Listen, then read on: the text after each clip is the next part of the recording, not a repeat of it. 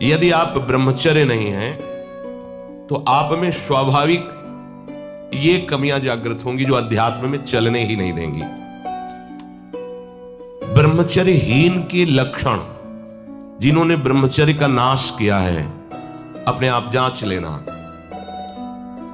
उसके अंदर बार बार काम पीड़ा जागृत होगी, उसका विचार कामाशक्त होगा, पहला लक्षण। बस उसकी बार बार वृत्ति काम की आएगी, बार बार पीड़ा हृदय में काम भोग की प्रेरणा देगी। वो इतना असमर्थ होने लगता है कि आंख मिला के बात करने की भी हिम्मत नहीं रह जाती उसमें। हर समय उसके अंदर एक हीनता सी छा जाती है। वो बहुत चालाकी से अपने को छुपाना चाहता है, झूठ बोलता है, थोड़ी ऐंठन भी दिखाना चाहता है कि मैं कुछ हूं, पर अंदर से खोखला हो जाता है। ये दुर्गुण उसके अंदर जागृत होते हैं जो ब्रह्मचर्य का नाश करता है। उसके चेहरे में प्रसन्नता कभी झलक ही नहीं सकती, दुखी व उदास, जो ब्रह्मचर्य का नाश करता है। देखने से इस बदसूरत नजर आने लगेगा, चाहे जितना गोरा हो, चाहे जितना ऊपर से चिकनाट लगाए हो, लेकिन उसके कपोल और नेत्र बदसूरत होंगे। चिकनाहट से मतलब नहीं है, एक आकर्षण होता है भागवतिक, वो उसमें नहीं होगा। स्वभाव बड़ा ही रुक्ष होगा, कड़ुआ होगा, बहुत ही हल्के स्वभाव का आदमी होगा। विश्वसनीय तो हो ही नहीं सकता, कामी पुरुष विश्वसनीय नहीं होता, वो कभी भी बदल सकता है। उसमें क्षमता नहीं है एक बात पर टिके रहने की।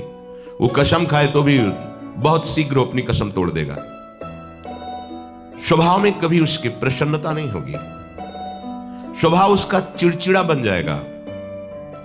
रूखा होने के कारण नाक में गुस्सा रखी रहेगी, जरा सी बात में वो बहुत क्रोधित हो जाना, अपनी खोपड़ी फोड़ने लगना, दूसरों की फोड़ने लगना, अपने थप्पड़ मारने, मतलब एक जैसे कोई विक्षिप्त आदमी, पागल आदमी, ऐसी उसकी चेष्टा होने, चीख चीख के बोलना, माथा पटकने लगना, ये लक्षण है ब्रह्मचर्य का नाश करने वाले के। वो जीता तो है पर मुर्दे की तरह निस्तेज, उसमें उत्साह, उसमें शूरवीरता, ये सब क्षीण होने लगती है। शूरवीरता काम क्रोध आदि को सहन करना है।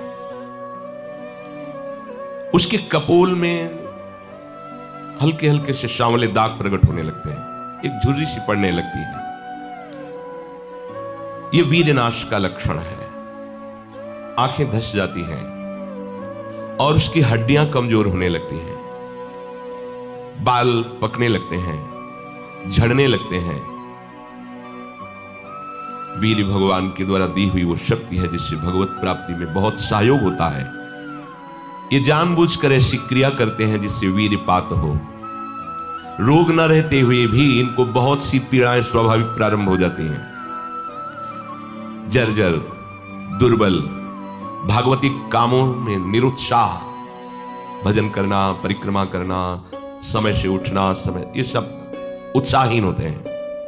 थोड़ा भी परिश्रम या मेहनत करने पर हांफने लगना, थक जाना, दैनिक दिनचर्या बिल्कुल ठीक ना होना, चित्त में बहुत सी कुचिंताएं बढ़ जाना, थोड़े से डर की बात आते ही हृदय में ऐसी धड़कन होने लगना, भयभीत होने जाना, थोड़ा सा दुख एक पहाड़ जैसा लगना, थोड़ा सा भय ऐसा लगना कि अब क्या होगा, घबराहट पैदा हो जाना, बार बार भूख लगना,